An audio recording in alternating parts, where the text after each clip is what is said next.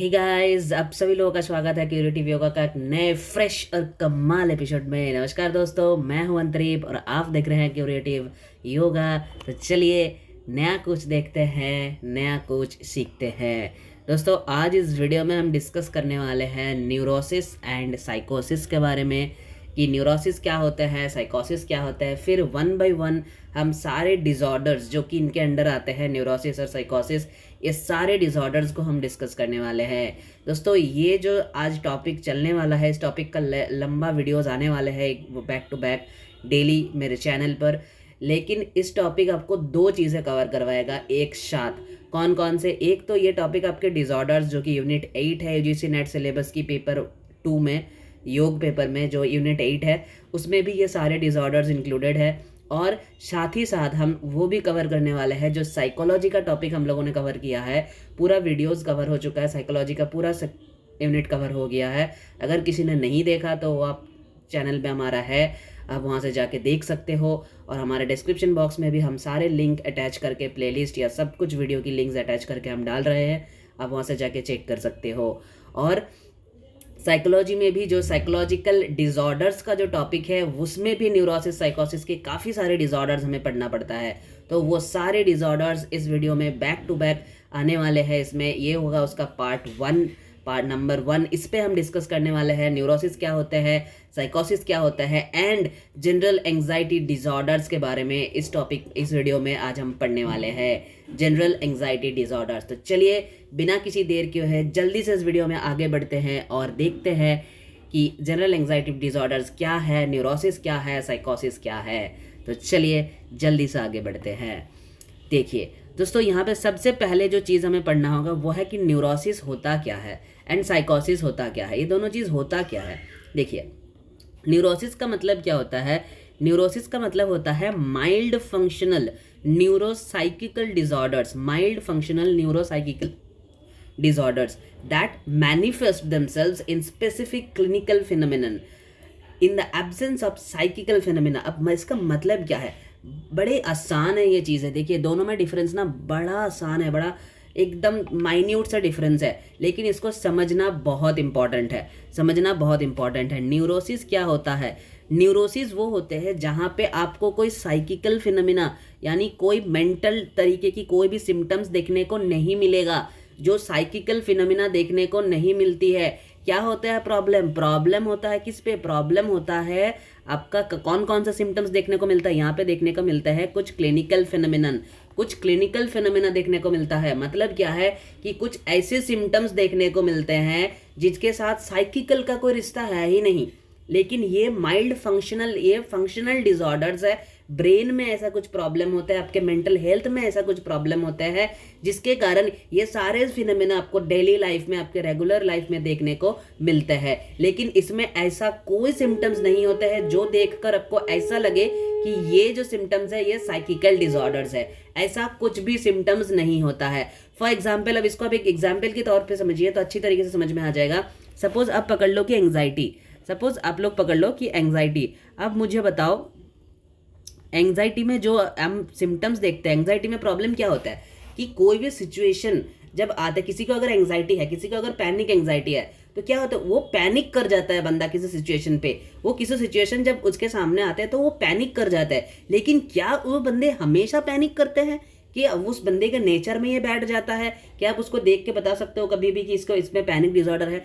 कभी उसने आपके सामने अगर पैनिक कर लिया होगा या कोई ऐसा सिचुएशन क्रिएट हो गया जो उसके लिए पैनिक अटैक बन सकते हैं, पैनिक अटैक की कारण बन सकता है, कोई ऐसा सिचुएशन अगर क्रिएट हो गया है तो ही वो बंदा पैनिक कर जाएगा, तब वो बंदा पैनिक कर जाएगा। अदरवाइज ऐसे नॉर्मली आप उस बंदे को देख के बता ही नहीं सकते हो कि उस बंदे में पैनिक डिसऑर्डर है या फिर उनमें कोई एंग्जाइटी प्रॉब्लम है, अब नहीं बता सकते हो। तो इसका कहने का मतलब यही है कि उनमें कोई ऐसा कोई पागल टाइप, साइकिकल टाइप कोई भी कैरेक्टरिस्टिक्स आपको दिखने को नहीं मिलेगा, कोई भी साइकिकल फेनोमेना उसमें नहीं होगा। इसीलिए बताया हुआ है absence of psychical phenomena, absence of psychical phenomena. लेकिन कौन से फेनोमेना दिखते हैं? क्लिनिकल फेनोमेना दिखते हैं, क्लिनिकल फेनोमेना दिखती है। लेकिन अगर ये सारे कैरेक्टरिस्टिक्स जो उनमें दिखती है उस कैरेक्टरिस्टिक्स पे आधार पर डॉक्टर, जो ये क्लिनिकल कैरेक्टरिस्टिक्स कहते हैं इसको कहा जाता है थेरेपी की लैंग्वेज में क्लिनिकल कैरेक्टरिस्टिक्स। ये सारे कैरेक्टरिस्टिक्स उसमें मौजूद होते हैं, मतलब उनको ये डिसऑर्डर्स है। लेकिन ऐसा नहीं है कि किसी को अगर एंग्जाइटी है तो ऐसा नहीं है कि वो हर टाइम वो बंदा एंग्जाइटी ही रहेगा। कोई ऐसा सिचुएशन होगा जब जो सिचुएशन उसको, जो एंग्जाइटी है उसको ट्रिगर करते हैं। एंग्जाइटी के लिए ट्रिगर बहुत इंपॉर्टेंट है, तो ऐसा कोई ट्रिगर अगर उनको मिल जाए तो वो बंदा एंग्जाइस हो जाएगा। ये फिर उनको पैनिक अटैक होने की मतलब उनको पैनिक अटैक की प्रॉब्लम है, तो कोई भी ऐसा सिचुएशन होनी चाहिए जिसके कारण वो पैनिक होगा वो बंदा। ठीक है, तो ये हो गया हमारा न्यूरोसिस। ये हो गया क्या? ये हो गया हमारा न्यूरोसिस। अब हम देखते हैं साइकोसिस क्या होता है। अब हम देखते हैं साइकोसिस क्या होता है। साइकोसिस होता है न्यूरोसिस के साथ साइकोसिस का, देखिए यही पे डिफरेंस है। साइकोसिस में क्या होता है, ये एक सीवियर मेंटल डिसऑर्डर्स है। दोस्तों मेंटल डिसऑर्डर्स तो ये भी है, न्यूरोसिस भी मेंटल डिसऑर्डर्स है, लेकिन फर्क क्या है साइकोसिस के साथ? क्योंकि न्यूरोसिस में हम लोगों ने पढ़ा था absence of psychical phenomena. Neurosis में कोई साइकिकल फिनोमेना नहीं होती है, लेकिन जो साइकोसिस होती है characteristics by loss of contact. यहाँ पे देखिए साइकिकल फिनोमेना के कैरेक्टरिस्टिक्स आपको देखने को मिलेगा। Loss of contact with reality, इनके साथ रियलिटी का कोई कॉन्टैक्ट ही नहीं होगा। अगर कोई ऐसे बंदा, फॉर एग्जाम्पल किसी को अगर स्किज़ोफ्रेनिया है, कोई बंदे अगर जिनको स्किज़ोफ्रेनिया है तो उनको कोई पड़ी नहीं है आपके उनके आसपास क्या चल रहा है, उनको कोई पड़ी नहीं है दुनिया कहाँ से कहाँ जा रहा है। वो अपने वर्ल्ड में जीते हैं, वो बंदा वो अपने इमेजिनरी वर्ल्ड में जीते हैं। ठीक है, उनको कोई पड़ी नहीं है कि वो किसी को मतलब दुनिया कहाँ से कहाँ जा रहा है, दुनिया में क्या हो रहा है, घर पे क्या हो रहा है, अपने आजू बाजू क्या हो रहा है, उनको कोई पड़ी नहीं है। किसी चीज़ के भी कुछ फर्क नहीं है, उनको कोई कांटेक्ट होता ही नहीं है रियलिटी के साथ। वो अपने वर्ल्ड में जीते हैं, वो दुनिया से अलग, उसका दुनिया बस वो खुद है, उसका इमेजिनेशन है उसका दुनिया। ठीक है, तो इस तरीके की जो कैरेक्टरिस्टिक्स होती है ये दिखी जाती है किसमें? साइकोसिस में दिखी जाती है। क्या? Loss of contact with reality and relationship with other people and social maladaptation. उनके अदर पीपल के साथ जो रिलेशंस होती है वो नॉर्मल नहीं होती है, एंड उन क्या होता है, उनको सोशली मैल अडेप्ट हो जाता है वो बंदा। वो मैल अडेप्ट होता है यानी वो सोशल एडजस्टमेंट से बिल्कुल उल्टा होता है, उनके साथ सोशल का एडजस्टमेंट बनते ही नहीं है। ये इस तरीके की जो पेशेंट होती है जिनको साइकोसिस की प्रॉब्लम होती है, उनके साथ जो सोशल एडेप्टेशन की, मतलब जो सोशल एडेप्टेशन हम करते हैं, हर कोई हमारे लाइफ में अपने जीवन में सोशल एडेप्टेशन बहुत ज़रूरी होता है। वरना आप जहाँ पे रह रहे हो उनके आसपास जो भी आपके पड़ोसी है, आप उनके साथ मिल ही नहीं रहे हो, बातें नहीं कर रहे हो, तो इसका मतलब क्या है? लोग आपको आपके बारे में क्या कहेगा आप सोचोगे, आप सोचने लग जाओगे कि लोग आपके बारे में क्या कहेगा। सोशल एडेप्टेशन बहुत ज़रूरी है, वरना आप उस एरिया में रहोगे कैसे। लेकिन जिनको साइकोसिस होती है, जो इस टाइप के बंदे होते हैं जिनको साइकोसिस होता है, उनके अंदर सोशल एडेप्टेशन नाम की कोई चीज़ होती ही नहीं है। सोशल एडेप्टेशन नाम की कोई चीज़ उनके अंदर होता ही नहीं है, इसीलिए कहा जाता है ये लोग सोशली मैल एडेप्टेशन है। उन लोगों को सोशली मैल एडेप्टेशन कहा जाता है, क्योंकि वो सोशल के साथ एडजस्ट कर ही नहीं सकते। क्यों नहीं कर सकते? क्योंकि उनके दुनिया जो है वो रियलिटी से बहुत आगे है। उनके जो दुनिया है वो अपनी इमेजिनेशन में जी रहे हैं, वो अपने इमेजिनेशन में जी रहे हैं, उनके साथ कोई पड़ी नहीं है रियलिटी क्या चल रहा है, कहाँ चल रहा है, कि क्या कुछ चल रहा है, कोई पड़ी नहीं है उन लोगों को। ठीक है, तो ये हो गया है साइकोसिस और न्यूरोसिस के बीच का डिफरेंस। आशा करता हूँ कि आप लोगों को बहुत अच्छे से समझ में आया होगा। अगर किसी को फिर भी डाउट है, किसी को समझ में नहीं आया है, तो आप लोग मेरे ऑफिशियल मेल आईडी पर मेल करके भी मुझे पूछ सकते हो, मुझे व्हाट्सएप से भी पूछ सकते हो। आप लोग मुझे ये सारी चीज़ें, अगर किसी को कहीं पर भी डाउट है तो आप मुझे किसी भी तरीके से आप पूछ सकते हो, मैं ज़रूर इसका जवाब दे दूंगा आप लोगों को। ठीक है, यहाँ पे साइकोसिस का एग्जाम्पल पूछा गया है, बताया गया है। साइकोसिस का एग्जाम्पल क्या है? स्किज़ोफ्रेनिया, जिसके एग्जाम्पल लेके मैंने अभी भी बताया। डेल्यूशन एक तरीके की डिसऑर्डर्स होती है। तो delusional disorders are a few types of साइकोसिस। इसमें काफ़ी सारे डेलीरियम होती है, डेल्यूशन होती है, स्किज़ोफ्रेनिया होती है, बहुत सारे साइकोसिस की डिसऑर्डर्स होती है। आपके सिलेबस में भी कुछ डिसऑर्डर्स है जो कि हम आगे पढ़ने वाले हैं आगे जाकर। ठीक है, तो आज का जो टॉपिक है वो है जनरल एंग्जाइटी डिसऑर्डर, यानी एंग्जाइटी डिसऑर्डर के बारे में हम पढ़ने वाले हैं। ये हमने देख लिया साइकोसिस और न्यूरोसिस होता क्या है। अब हम जो पढ़ेंगे वो है जनरल एंग्जाइटी डिसऑर्डर्स क्या है। देखिए एंग्जाइटी डिसऑर्डर्स क्या होता है। Anxiety disorders refers to specific psychiatric disorder. ये कुछ साइकाइट्रिक डिसऑर्डर्स को रेफर करती है। अब आप पूछोगे कि एंग्जाइटी किसके अंदर आती है, न्यूरोसिस के अंदर आती है या साइकोसिस के अंदर आती है। एंग्जाइटी जो है ये न्यूरोटिक डिसऑर्डर्स है, ये न्यूरोसिस के अंदर आती है। ठीक है, अभी पहले हम सारे न्यूरोसिस डिसऑर्डर्स को कवर करेंगे, उसके बाद हम साइकोसिस डिसऑर्डर को कवर करना चालू करेंगे। ठीक है, पहला जो है हम बैक टू बैक अभी जो हर रोज जो एक वीडियो आने वाला है वो हर रोज क्या होगा, न्यूरोसिस का एक वीडियो आएगा। ठीक है, जितने भी आपके सिलेबस में है वो सारे कवर करने के बाद हम जाएंगे साइकोसिस पर, ठीक है, हम जाएंगे साइकोसिस पर, फिर हम साइकोटिक डिसऑर्डर्स कवर करेंगे, ठीक है। तो एंग्जाइटी का मतलब क्या होता है? Anxiety refer to specific psychiatric disorder that involve extreme fear और एक्सट्रीम वरी, यानी एक्सट्रीम फियर के साथ ये रिलेशन है एंग्जाइटी का। मतलब क्या होता है कि ऐसा कोई सिचुएशन आ जाता है जिसके कारण वो बंदा एंग्शियस हो जाता है। अब कभी कभी उसको डर लग जाता है, कभी कभी उसको गुस्सा आ जाता है, ठीक है, ऐसा होता है। तब ज्यादातर क्या है कि वो फियर के साथ रिलेटेड है, फियर के साथ वो बंदा डर जाता है किसी सिचुएशन को देखकर और वो एंग्शियस हो जाता है, वो डर जाते हैं और वो एंग्शियस हो जाते हैं, डर के मारे वो कुछ भी करने लगते हैं तब। लेकिन हालांकि डरने वाली कोई बात है ही नहीं, लेकिन वो बंदा डर जाएगा, वो ऐसे करेगा जैसे बहुत बड़ा कुछ हो गया है उनको, ठीक है। तो चलिए इसको आगे और डिटेल्स में देखते हैं। अब एंग्जाइटी डिसऑर्डर्स की टाइप क्या होती है, कौन कितनी तरीके के एंग्जाइटी डिसऑर्डर्स हो सकते हैं। देखिए इसके अलावा भी और भी तरीका है एंग्जाइटी डिसऑर्डर्स का, लेकिन यहाँ पे कुछ मेन इंपॉर्टेंट टाइप्स के बारे में हमने डिस्कस किया है। जो पहला है जनरल एंग्जाइटी डिसऑर्डर, जो दूसरा इसके बारे में हम पढ़ने वाले हैं अभी भी डिटेल में। जो दूसरा है वो है पैनिक एंग्जाइटी डिसऑर्डर्स, इसके बारे में भी हम पढ़ने वाले हैं। तीसरा जो है वो है फोबिया, फोबिया मतलब डरना। अब फोबिया बहुत तरीके की होती है, उसमें से एक तरीका जो है ये भी एंग्जाइटी के अंदर ही आती है, एग्रो, जिसको अगोराफोबिया कहते हैं। अगोराफोबिया मतलब ऐसा कोई सिचुएशन या ऐसा कोई कंडीशन है, ऐसा कोई इंसान है जिसको देखने के अंदर, फॉर एग्जांपल एगोराफोबिया समझने के लिए समझ लो कि राजमहल देखकर, मतलब कोई बड़ा सा घर, राजमहल देखते ही किसी ने समझ लो कि आपने कोई किसी को एगोराफोबिया है, ठीक है। तो वो इंसान क्या किया, वो इंसान ना किसी फिल्म देखा है उन्होंने देखा है कि जब राजमहल में जाते हैं, जब राजमहल में समझ लो कि ये एक राजमहल है, ठीक है, और ये वो बंदा है, ये वो बंदा है, ये आप समझ लो कि ये वो बंदा है जिन्होंने ये देखा है कि राजमहल में जब भी हम जाएंगे, राजमहल में हम जब भी जाएंगे तो हमें गोली मार दिया जाएगा। इन्होंने ये देख लिया है, अब इनके दिमाग पे ये बैठ गया, इनके दिमाग में ना ये चीज़ें बैठ गया है कि जब राजमहल में जाते हैं तो गोली मार दी जाती है। अब समझ लो ये बंदा घूमने गया है और चला गया राजमहल, जब भी ये राजमहल के सामने जाएगा, ये जब भी ये बंदा ऐसे राजमहल को जब भी ये देखेगा ना दूर से भी, तो इस बंदा का क्या होगा, इसके अंदर ये एंग्शियस हो जाएगा, ये डर के मारे कुछ भी करने लगेगा, ये जाएगा ही नहीं, किसी को बताएगा भी नहीं कि प्रॉब्लम क्या है, लेकिन ये बिल्कुल कतई नहीं जाएंगे, मर जाएगा वहां पे, लेकिन फिर भी नहीं जाएगा राजमहल के अंदर।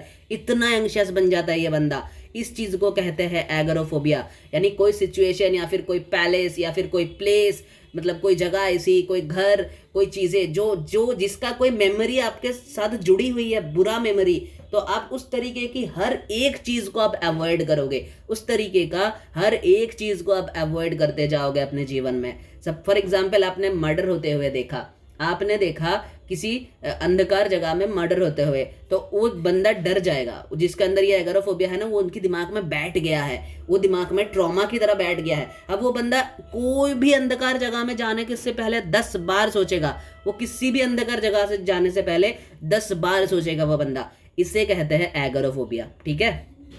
फिर आते हैं social anxiety disorder. Social anxiety disorder वही होती है जो नॉर्मल एंग्जाइटी डिसऑर्डर्स होते हैं, जिसके कारण सोशली मैलअडेप्टेशंस होती है, उसे सोशल एंग्जाइटी डिसऑर्डर का कहा जाता है। सेपरेशन एंग्जाइटी डिसऑर्डर का मतलब प्रोलॉन्ग, जिनके कोई एंग्जाइटी डिसऑर्डर चल रहा है प्रोलॉन्ग टाइम तक, मतलब लंबे टाइम तक, तो उसके कारण सेपरेशन एंग्जाइटी डिसऑर्डर्स बनती है, ठीक है, उसके कारण सेपरेशन एंग्जाइटी डिसऑर्डर्स बनते हैं। तो अब हम जो मेन जो हमारे सिलेबस में है ये है और ये है, आज ये दोनों को हम देखने वाले हैं सिलेबस का।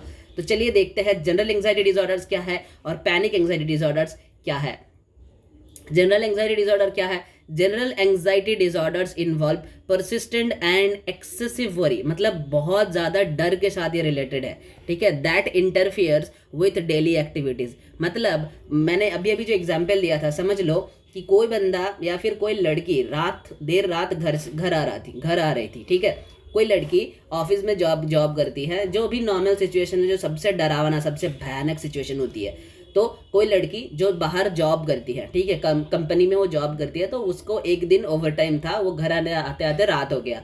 अब जब वो बंदा घर आ रहा था तो कुछ बुरा लोग वहां पे था जिन्होंने उस लड़की को ट्रैप किया। फॉर एग्जाम्पल आप समझ लो कि जिन्होंने उस लड़की को ट्रैप किया, ठीक है, कुछ बुरे लोग थे, तो उन्होंने उस लड़की को ट्रैप किया। अब उस लड़की के जहन में इतना ज़्यादा डर बैठ गया कि क्यों, कि ये लोग मुझे मोलेस्ट करेंगे, तो इतना ज़्यादा डर बैठ गया उस लड़की के जहन में कि वो लड़की दोबारा कभी भी उस रास्ते से अकेला रात को नहीं आएगा।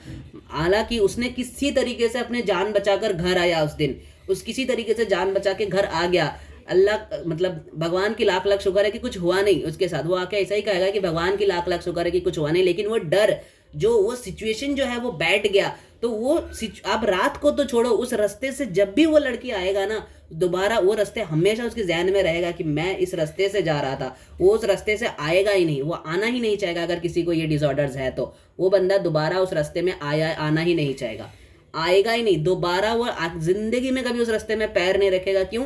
क्योंकि वो डर इतना ज्यादा बैठ गया है उनके दिमाग में कि मैं जाऊंगा तो मेरा मोलेस्ट हो जाएगा, मैं जाऊंगा तो कुछ बुरा हो जाएगा, मैं जाऊंगा इस रास्ते से तो मैं घर नहीं पहुंचूंगा, मेरे साथ कुछ बुरा हो जाएगा, मैं मर जाऊंगा। ये सारे चीजें उसके दिमाग में चलने लगेंगे। इसे ही कहते हैं जनरल एंग्जाइटी डिसऑर्डर्स।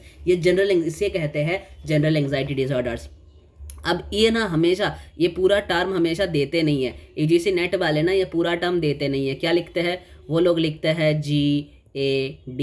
तो ये टर्म हमेशा याद रखना, जनरल एंग्जाइटी डिसऑर्डर्स को कहा जाता है GAD करके आपसे सवाल पूछ सकते हैं, ठीक है। अब क्या बोल रहे हैं कि this ongoing worry and tension may be accompanied by physical symptoms. या कुछ फिजिकल सिम्टम्स दिखने लगेगा, सच एज रेस्टलेसनेस हो जाएगा वो बंदा, feeling on edge, easily fatigue, मतलब वो क्लांत हो, मतलब उसको फैटिग आएगा, वो मतलब उसको बहुत क्लांति लगेगा, वो काम नहीं करेगा, कि बैठ जाएगा, डर जाएगा, डिफिकल्टी कंसंट्रेटिंग, वो कभी भी किसी काम में कंसंट्रेट नहीं कर पाएगा, उनकी मसल जो है मसल टेंस्ड हो जाएगा, स्लीप में प्रॉब्लम आएगा। वो जब भी बंदा सोने के लिए जा रहा है तो उसके दिमाग में हमेशा वही चीज़ें घूर रहा है। अब समझ लो, मैंने बहुत कम एग्जाम्पल दिया, मैंने डर की बहुत कम एग्जाम्पल दिया। अब समझ लो किसी बंदा लड़की के साथ अगर मोलेस्ट हुआ है, समझ लो किसी बंदी के साथ अगर मोलेस्ट हुआ है, तो वो बंदी, वो इंसान, वो वुमन जिनके साथ ऐसा हुआ है, वो उस हादसे को कभी भी 1 दिन या 10 दिन या 1 महीने में भूल नहीं पाएगा। वो हादसे से उभरने में उनको सालों लग जाती है।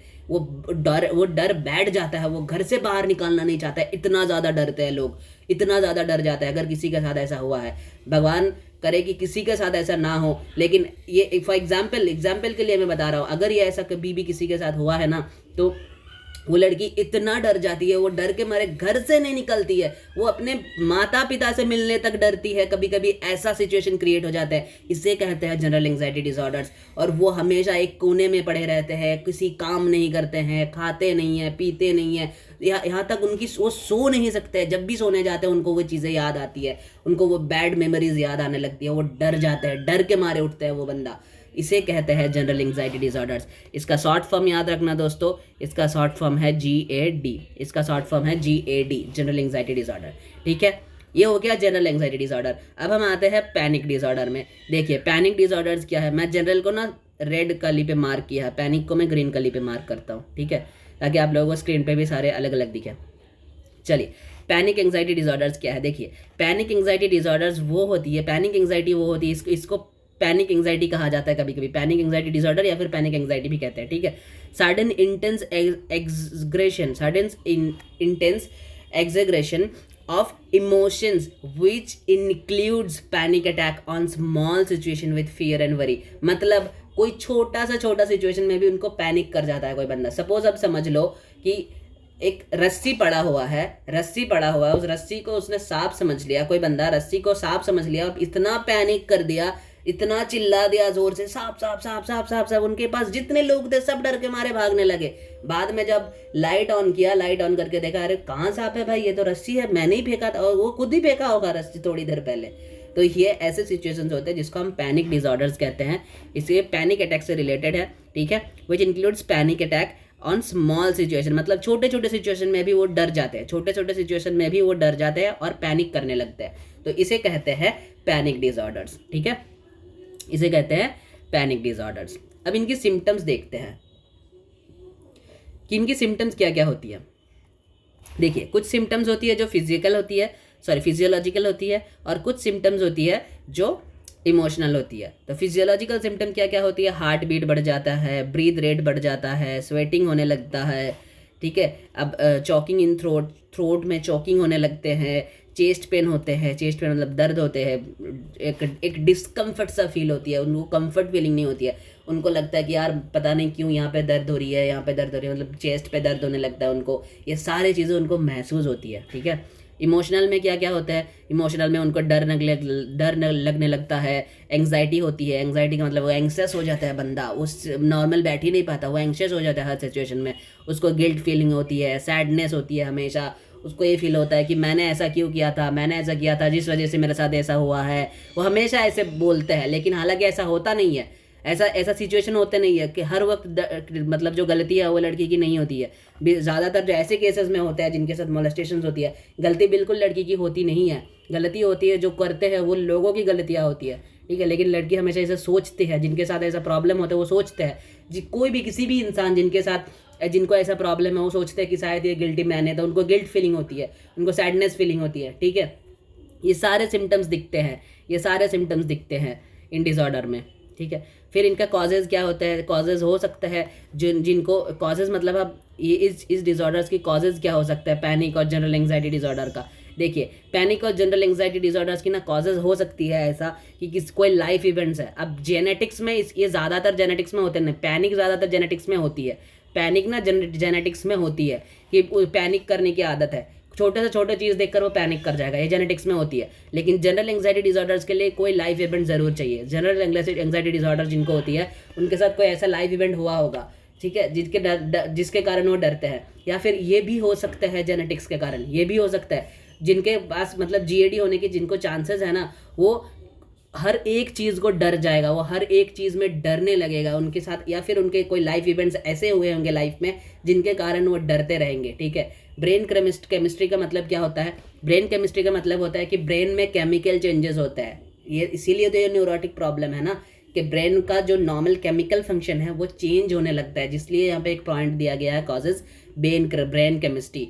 ब्रेन केमिस्ट्री का मतलब होता है कि ब्रेन के अंदर जितने भी केमिकल चेंजेस चल रही है तो वो एबनॉर्मल होती है, वो नॉर्मल नहीं होती है, वो उसमें कुछ चेंजेस होती है, एबनॉर्मल चेंजेस दिखी जाती है उसमें, ठीक है। सम ड्रग्स, कोई बंदा अगर साइकोटिक ड्रग्स कोई लेता है, ठीक है, कोई साइकोटिक ड्रग्स लेता है तो इसीलिए हमेशा कहते हैं कि साइकोटिक ड्रग्स अगर लेना है तो डॉक्टर के परमिशन के साथ लो, कोर्स डॉक्टर से लिखवा लो, सजेस्ट करवा लो, फिर लो। ऐसे भी कहीं भी कभी भी ड्रग्स मत ले लो, कुछ भी ड्रग्स ऐसे ही कभी भी कहीं भी मत ले लो दवाई, ठीक है, नहीं लेनी चाहिए, डॉक्टर के सजेशन के बिना नहीं लेनी चाहिए, वरना यही सब प्रॉब्लम होगा। अब ज़्यादातर कोई बंदा अगर मेडिसिन ले के भी डिप्रेशन में चले जाते हैं, ठीक है, बहुत ज़्यादा कोई साइकोटिक ग्रुप का मेडिसिन ले लिया तो वो बंदा भी कभी डिप्रेशन में जा सकते हैं, ऐसा नहीं है कि वो नहीं जा सकते, वो भी जा सकते हैं, ठीक है। डिजीज़ या किसी तरीके की कोई डिजीज़ है किसी को, नॉर्मल जो फिजियोलॉजिकल प्रॉब्लम होती है, ऐसा भी होता है, ठीक है। किसी को अगर कोई प्रॉब्लम हो गया, प्रॉब्लम अगर ज़्यादा थोड़ा बढ़ गया है, ठीक है, प्रॉब्लम थोड़ा बढ़ गया है तो बंदा उसके कारण एंग्जाइटी करने लगता है, उनको एंग्जाइस हो जाता है, जनरल एंग्जाइटी डिसऑर्डर होता है, या फिर पैनिक कर जाते हैं, अरे इतना बढ़ गया लेवल, क्या होगा, कैसे जिएगा, क्यों मरेगी, मतलब कैसे जिएगा, कैसे, ये तो मर जाएगा, ये तो नहीं जी पाएगा। डॉक्टर कह रहे हैं भाई ठीक हो जाएगा, लेकिन वो बंदा खुद ही डर रहा है, मेरे को इतना डिसऑर्डर हो गया था यार, पता नहीं जॉन्डिस हो गया मुझे, मैं कैसे जीऊँगा, मैं आगे काम कैसे करूँगा, मेरे पीछे फैमिली है, क्या होगा। अरे भाई डॉक्टर तो कह रहा है कि तुम ठीक हो जाओगे, क्यों इतना पैनिक करते हो।